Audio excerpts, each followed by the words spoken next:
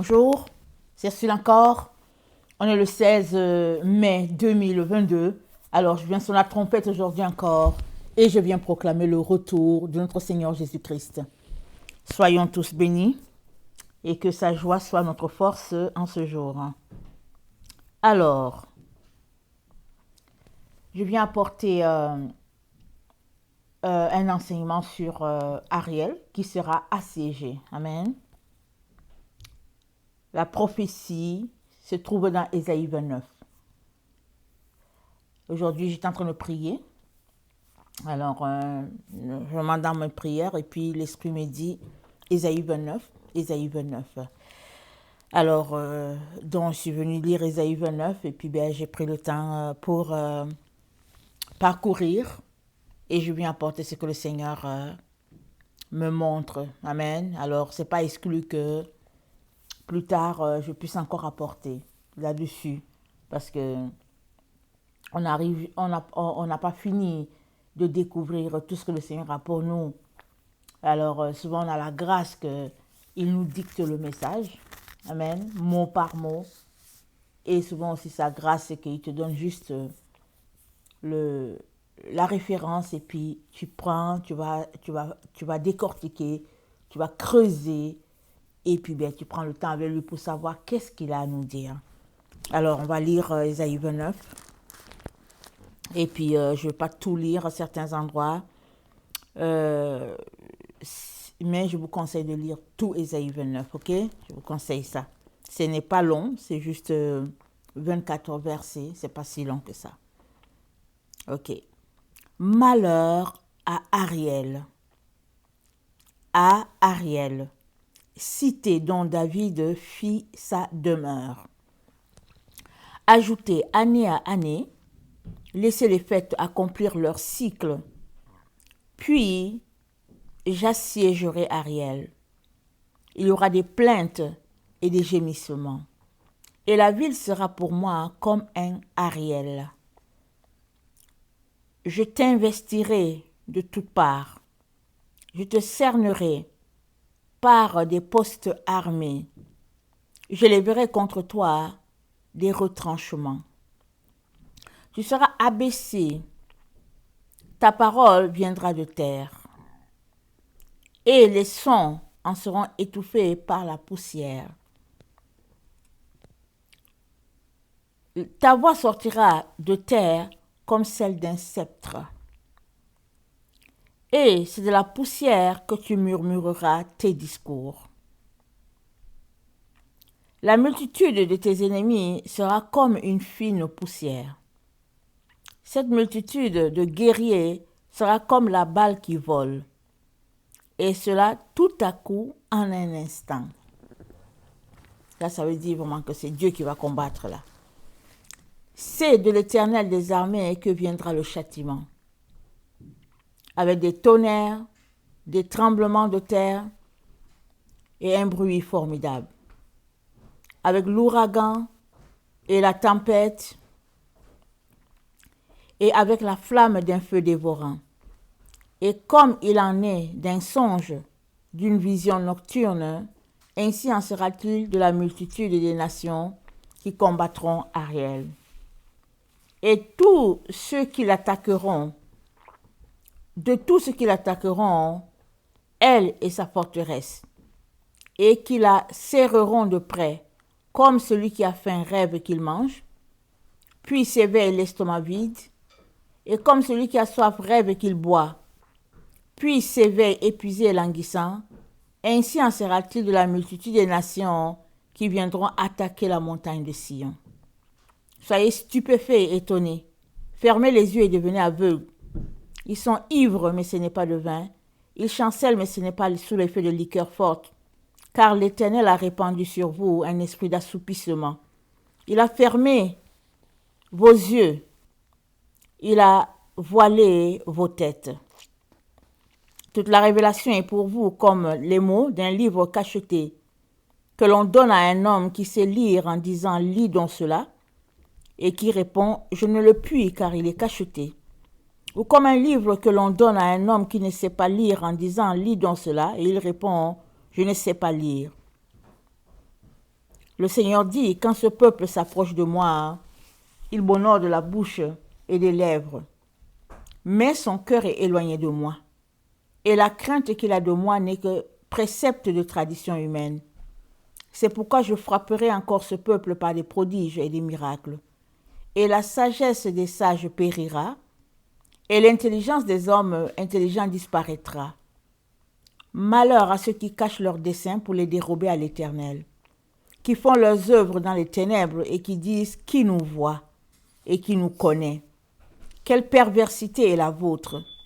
Le potier doit-il être considéré comme de l'argile pour que l'ouvrage dise de l'ouvrier « Il ne m'a point fait » pour que le vase dise du potier « Il n'a point d'intelligence » Encore un peu de temps et le Liban se changera en verger et le verger sera considéré comme une forêt. En ce jour-là, les sourds entendront les paroles du livre et délivrés de l'obscurité et des ténèbres, les yeux des aveugles verront. Amen. On va s'arrêter là. Je me suis arrêtée au verset 18. Et puis on va commenter aussi le reste. Donc, le Seigneur dit qu'il va assiéger Ariel. Et en regardant, Ariel, c'est la cité de David. C'est la cité que David a occupée et qu'il a fait son fief. Et Dieu dit qu'il va assiéger Ariel. Et Ariel, ça veut dire lion de Dieu. Lion de Dieu. Et c'est le symbole de la tribu de Juda. Alors, on peut regarder Genèse 49 pour voir ce que Jacob a dit à Juda. Il a dit à Juda, le verset 8, Genèse 49, « Tu recevras les hommages de tes frères. Ta main sera sur la nuque de tes ennemis. Les fils de ton père se prosterneront devant toi. Juda est un jeune lion. Tu reviens du carnage. Mon fils, il ploie les genoux. Il se couche comme un lion, comme une lionne qui le fera lever. Le sceptre ne s'éloignera point de Juda, ni le bâton souverain d'entre ses pieds jusqu'à ce que vienne le Shilo, et que les peuples lui obéissent. Il attache à la vigne son âne, et au meilleur sceptre le petit de son ânesse. Il lave dans le vin son vêtement, et dans le sang des raisins son manteau. Il a les yeux rouges de vin et les dents blanches de lait. Donc ça c'est Juda. Alors, quand on compare ce que Jacob a dit à Juda en le bénissant, quand on le compare avec Ésaïe 29 qu'on vient de lire, on est frappé par le verset 3, il dit, Ésaïe 29, le verset 3, ça dit « Je t'investirai de toutes parts, je te cernerai par des postes armés, je lèverai contre toi des retranchements. » Le verset 4, « Tu seras abaissé, ta parole viendra de terre, et les sons en seront étouffés par la poussière. Ta voix sortira de terre comme celle d'un sceptre, et c'est de la poussière que tu murmureras tes discours. » Alors, de la poussière, Juda va murmurer ses discours. Ici, dans Genèse 49, ça dit, Juda est un jeune lion qui revient du carnage, mon fils, il ploie les genoux, il se couche comme un lion, comme une lionne qui le fera se lever. Donc c'est à peu près la même chose, ici il est dans la poussière. Alors, ça montre la mort. Parce que quand il est dans la poussière, qu'est-ce que Dieu dit? Il dit, tu es poussière, tu retournes dans la poussière. Mais ce n'est pas une mort définitive. C'est une mort pour revivre. Amen. Parce que un mort ne parle plus. Mais si quelqu'un est couché dans la poussière, et qu'il peut encore élever la voix et parler, ça veut dire que il n'y a que Dieu qui peut relever Juda là où il est. Il n'y a que Dieu. Alors, on est informé que des multitudes de nations vont assiéger Juda, vont assiéger Ariel. Disons, appelons-le Ariel. Alors, c'est dit, ce sera comme une fine poussière. Une multitude de guerriers va venir contre Ariel. Mais où est Ariel? La cité Ariel, où est-elle? On sait qu'Ariel est dispersé sur toute la terre. Il n'y a pas un endroit comme ça qu'on va dire, voilà, tous les gens de Juda sont ici. Bon, on sait que il y a des endroits spécifiques où on peut trouver Juda ici, on peut trouver Manassé là, on peut trouver Dan là, la tribu de Dan, etc., etc. Mais toutes les tribus sont mélangées, se dispersées sur la terre. De ce que je comprends, quand le Seigneur me l'a donné ce matin, je comprends que tous ceux-là qui se réclament d'Israël, tous ceux-là qui se réclament de Juda, ils seront assiégés. Leurs déplacements seront limités. On leur fera la guerre. Pourquoi? Parce qu'on est dans le temps d'Apocalypse 12. On va lire Apocalypse 12, le verset 7, ça nous dit: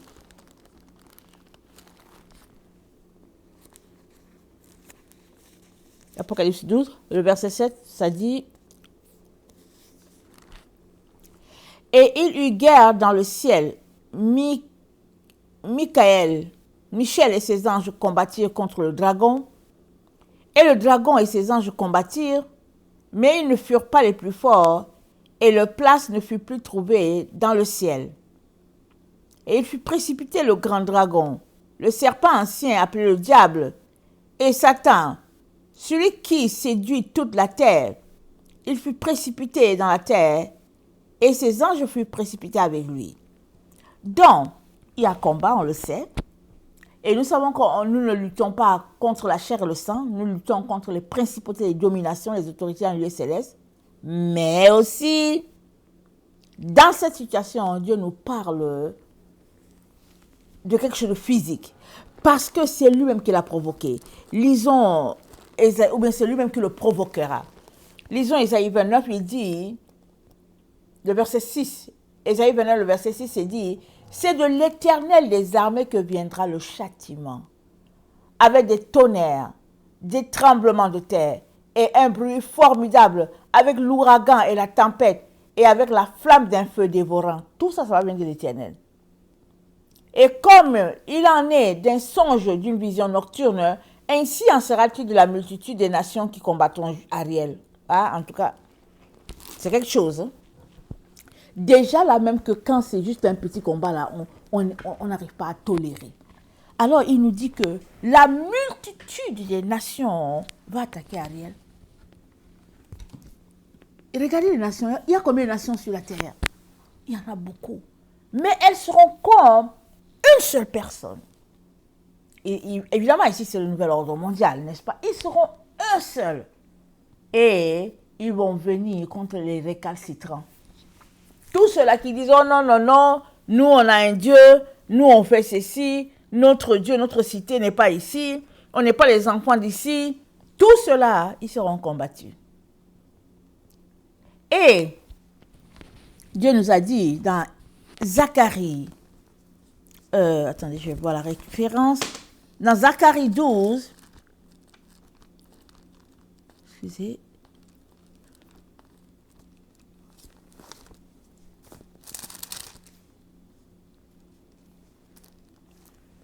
c'est dit,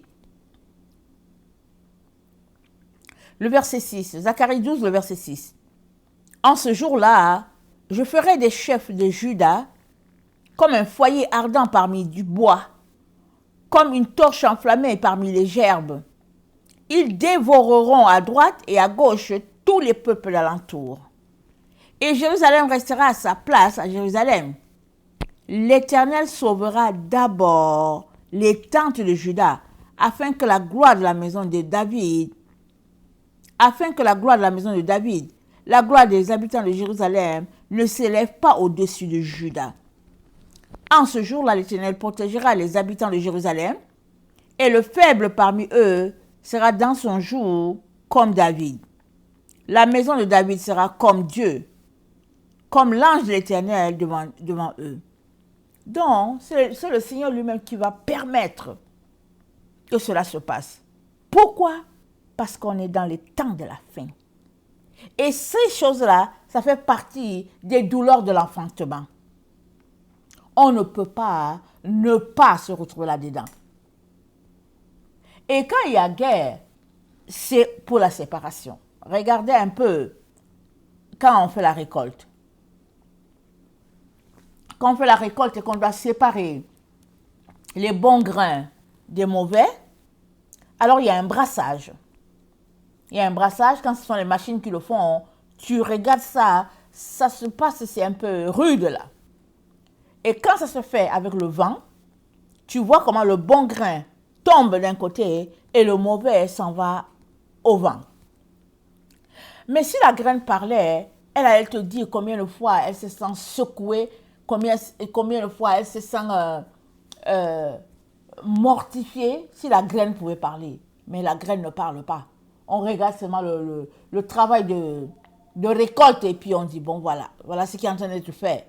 Mais la réalité, la vérité est qu'il y a un brassage. Et Dieu, dans le temps dans lequel nous sommes, il permet que ça puisse brasser sur la terre.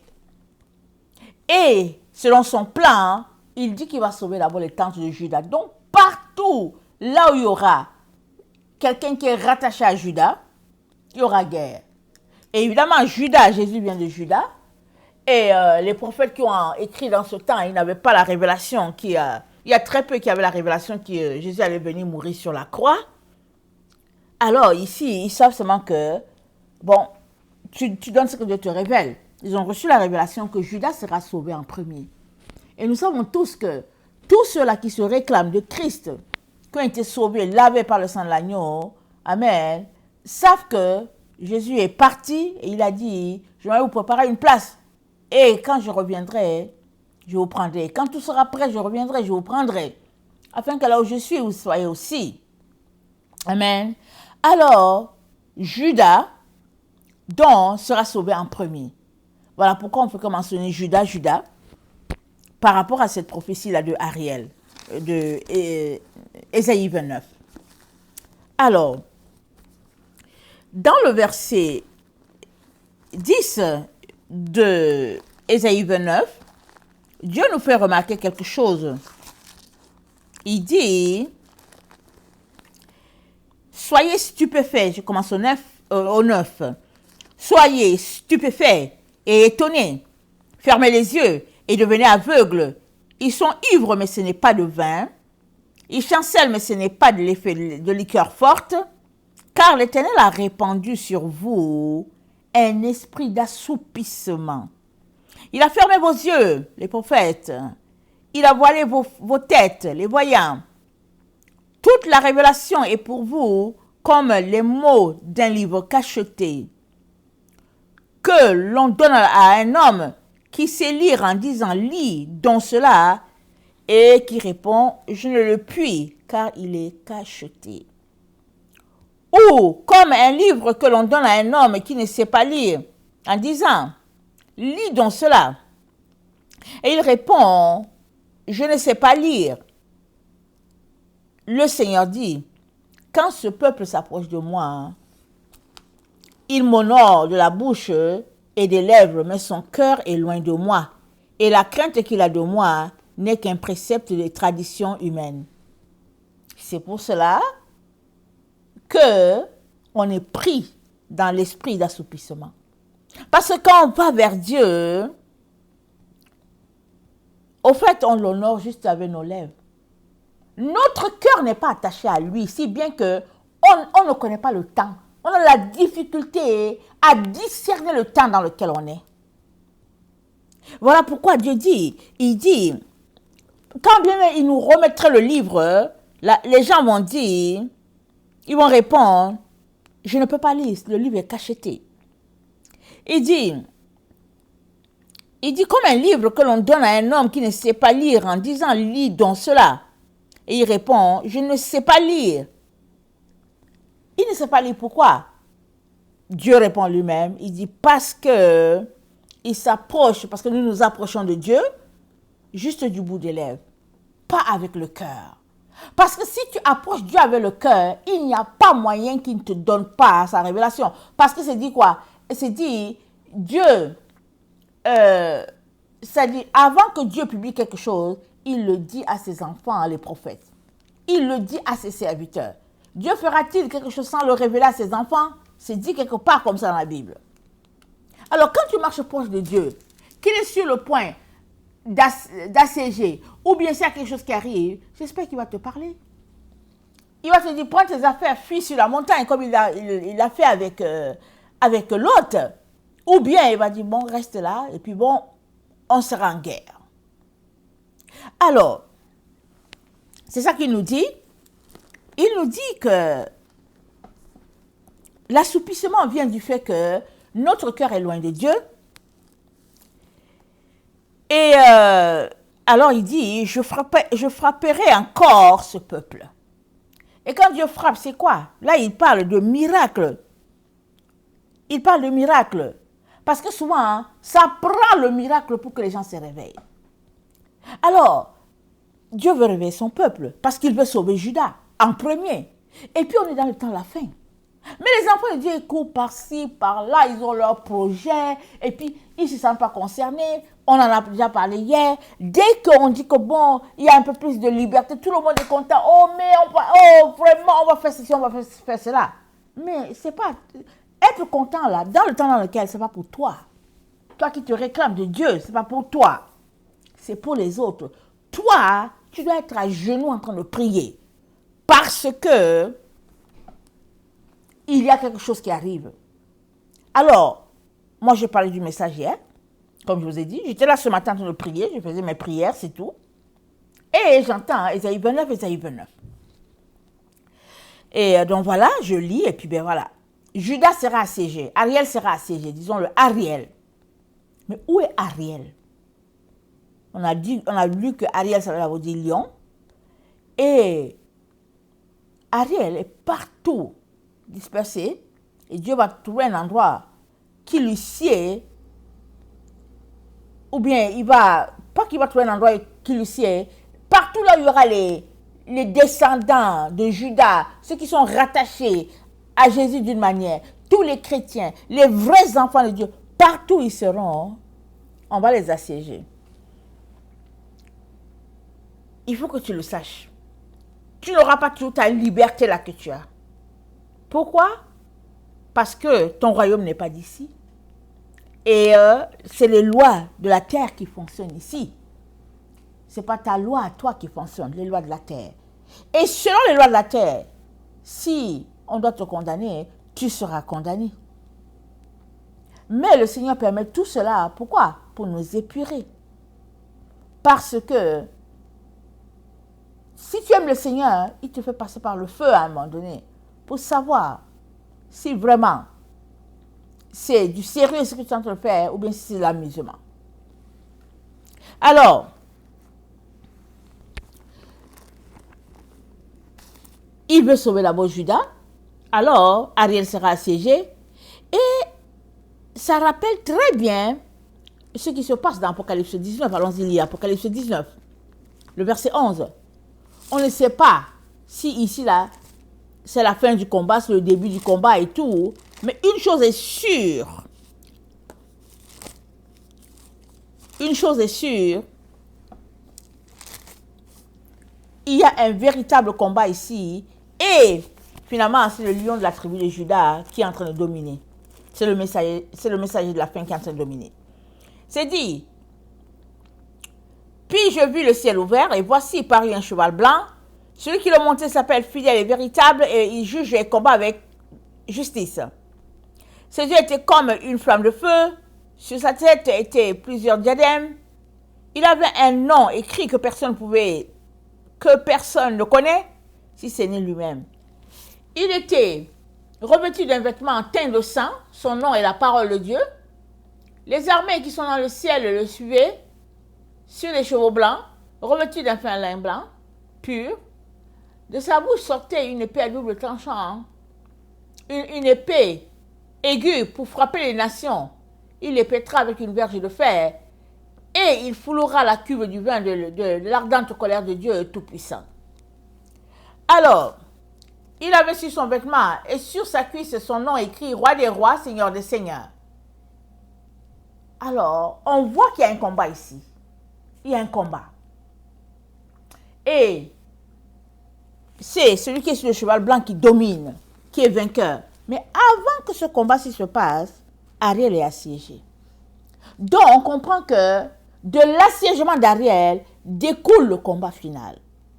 Mais Dieu veut que tu saches que tu n'as plus du tout le temps pour les choses du monde. Tu es dans le temps où tu seras assiégé.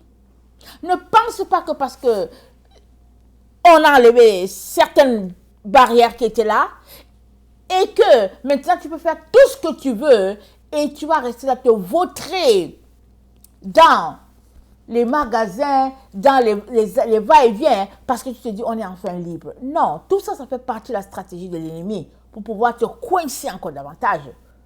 Parce que tu vas te dire, ah non, mais c'est pas possible. Non, non, non. Moi, je ne veux pas retourner dans cette situation-là. Et tu vas essayer de... Ah non, tu vas parler. Mais le Seigneur aimerait tout simplement que tu saches que Ariel sera assiégé. Que tu saches que ça fait partie de la situation dans laquelle tu te retrouves. Mais surtout que tu te prépares. Que tu te prépares. C'est tout. Il faut que tu te prépares à rencontrer ton Seigneur. Le psaume 2 nous met en face du texte d'Ésaïe 29. Parce qu'on a souvent lu ça. Mais là, préparant l'étude, je me suis rendu compte que ça va à plein dedans. Alors, le psaume 2, tel que nous dit notre Dieu, il dit: pourquoi ce tumulte parmi les nations, ces vaines pensées parmi les peuples? Pourquoi les rois de la terre se soulèvent-ils? Et les princes se liguent-ils avec eux contre l'Éternel et contre son oint? Brisons leurs liens. Délivrons-nous de leurs chaînes. Celui qui siège dans les cieux rit, le Seigneur se moque d'eux. Puis il leur parle dans sa colère. Il les épouvante dans sa fureur. C'est moi qui ai oint mon roi sur Sion, ma montagne sainte. Je publierai le décret. L'Éternel m'a dit, tu es mon fils, je t'ai engendré aujourd'hui. Demande-moi ce que je voudrais, demande-moi et je te donnerai les nations pour héritage. Donc voilà, demande-moi et je te donnerai les nations pour héritage. Les extrémités de la terre pour possession. Tu les briseras avec un verge de fer, avec une verge de fer. Tu les briseras comme un vase d'un potier. Et maintenant, roi, conduisez-vous avec sagesse. Juste la terre, recevez l'instruction. Servez l'Éternel, servez l'Éternel avec crainte. Réjouissez-vous avec tremblement. Baisez le Fils de peur qu'il ne s'irrite. Et que vous ne perdiez, et que vous ne périssiez dans votre voie. Car sa colère est prompte à s'enflammer. Heureux tous ceux qui se confient en lui. Oui, Ariel sera assiégé. Oui, les nations vont venir contre Ariel. Et puis ce sera vraiment une situation assez chaotique sur la terre, assez effrayante. Ça dit guerre, guerre, guerre. Mais le Seigneur te dit, il ne faut pas que tu te préoccupes par cela. Il ne faut pas que tu sois emporté par cela. Parce que de toutes les manières, c'est la contraction. Il dit, vous allez entendre parler de guerre, de bruit de guerre. Et puis il dit, mais il faut que ça arrive. Donc, on sait que ça doit arriver. Et le Seigneur nous dit, nous sommes dans le temps où ça va arriver. Et il veut qu'on se prépare. Qu'on sorte du leurre en disant ça, parce que ça ne va pas arriver. Mais qu'on se prépare. Il n'y a pas longtemps, j'étais en train de prier. Et puis, j'étais en train de demander au Seigneur s'il ne pouvait pas reculer un peu le temps. Ok? Parce que je trouvais que les choses étaient trop proches. Alors, s'il ne pouvait pas reculer un peu le temps, et puis on allait sauver encore plus de personnes. C'était un non catégorique. Il a dit non, non, non, non, non. Il dit non, c'est fini. Le temps est fini. Alors, on a besoin, toi et moi, de pouvoir prendre nos vies en main. Amen. Et les remettre au pied de la croix. On les dépose à Jésus pour dire, Seigneur, viens régner sur nous. Amen. Viens régner sur nous. Paul dit quoi? Ce n'est plus moi qui vis, c'est Christ qui vit en moi. Voilà pourquoi, en lisant euh, Ésaïe 29, Dieu dit, ce peuple m'honore juste des lèvres. Alors, sur eux, j'ai répandu un esprit d'assoupissement. Ça dit, c'est pas vrai leur relation avec moi. Mais si c'était vrai, ils auraient toutes les informations. Alors voilà pourquoi le Seigneur vient ce matin nous avertir, nous mettre en garde, nous demandant de nous préparer, vraiment, sérieusement. Et puis si on était là clopin, et qu'on est pris par les choses de ce monde, il dit, en tout cas, de se réveiller, le plus rapidement possible d'ailleurs. Alors, Ésaïe 4. Ésaïe 4. Dans Ésaïe 4, excusez-moi, c'est dit, le verset 2, en ce temps-là, le germe de l'Éternel aura de la magnificence et de la gloire, et le fruit du pays aura de l'éclat et de la beauté pour les réchappés d'Israël. Et les restes de Sion, les restes de Jérusalem seront appelés saints. Quiconque à Jérusalem sera inscrit parmi les vivants, après que le Seigneur aura lavé les ordures des filles de Sion et purifié Jérusalem et purifié Jérusalem du sang qui est au milieu d'elle, par le souffle de la justice et par le souffle de la destruction. L'Éternel établira sur toute l'étendue de la montagne de Sion et sur ces lieux d'assemblée une nuée fumante pendant le jour et un feu de flamme éclatant pendant la nuit, car tout ce qui est glorieux sera mis à découvert. Il y aura un abri pour donner de l'ombre contre la chaleur du jour, pour servir de refuge et d'asile contre l'orage de la pluie et la pluie. Donc, tout est écrit au fait. Et qu'est-ce qu'on a déjà vu? On a vu que l'esprit de Jésus-Christ, le témoignage de Jésus-Christ, c'est l'esprit de la prophétie. Apocalypse 19, ça c'est son témoignage. C'est l'esprit de la prophétie. C'est-à-dire, il prophétise, c'est lui qui révèle les paroles et c'est lui qui fait que la chose s'accomplit. Alors, Jésus a donné des révélations au prophète Ésaïe. Ça fait longtemps Ésaïe a prophétisé. Avant que Jésus-Christ vienne sur la terre, il a prophétisé. Et nous sommes la génération qui allons voir la fin de ces choses-là. Il est donc très important, vraiment très important, qu'on puisse laisser de côté la course aux choses du monde et qu'on puisse garder notre attention sur Jésus, parce que, au fait, les temps s'annoncent intenses et on ne peut pas échapper parce que c'est écrit, ça doit se réaliser. Par contre, on peut se préparer et le Seigneur nous encourage à nous préparer afin que notre morale soit fixe et puis garder sur notre Seigneur Jésus-Christ afin de ne pas être détourné. Vous savez, quand on est sous pression, à un moment donné, on dit seulement non, c'est trop. C'est trop. Et puis, voilà, on tourne là, on dit non, c'est trop. Mais le Seigneur veut que tu saches que ceux qui se confient en l'Éternel, ils sont comme la montagne de Sion. Pourquoi il parle de la montagne de Sion? C'est encore un psaume, je ne sais pas si c'est le psaume 123. Pourquoi? Parce que la montagne de Sion, c'est la montagne élevée, d'abord. C'est l'endroit où Dieu demeure. C'est l'endroit de pureté, de gloire. Amen. C'est l'endroit où on est imperturbable. Parce qu'on sait qu'on est dans le royaume de Dieu. C'est-à-dire qu'on est sous la protection du Très-Haut. On sait que là où on est là, il est juste à côté, ce Dieu-là. Parce qu'on est sur sa montagne. Et ceux qui se confient à l'Éternel sont comme la montagne de Sion. Et c'est quoi la suite? Ils ne chancellent point. Ils sont enfermés pour toujours. Alors, que tu saches que Ariel sera assiégé doit t'amener à te bâtir pour être imperturbable. Doit t'amener à dire que notre délivrance arrive. Alors, je veux mettre le paquet pour les derniers moments. En gardant ma concentration sur mon Jésus. En bâtissant ma relation avec lui, ma relation d'intimité. Sinon, ça sera intense. Et ça sera difficile. À un moment donné, les gens cèdent. Et quand ils finissent de céder, ils se demandent, mais pourquoi j'ai fait ça? C'est parce qu'ils ont connu des moments de faiblesse. Pour ne pas connaître ces moments-là, tu dois juste rester en train de prier, en train de jeûner pour dire, Seigneur, donne-moi la force.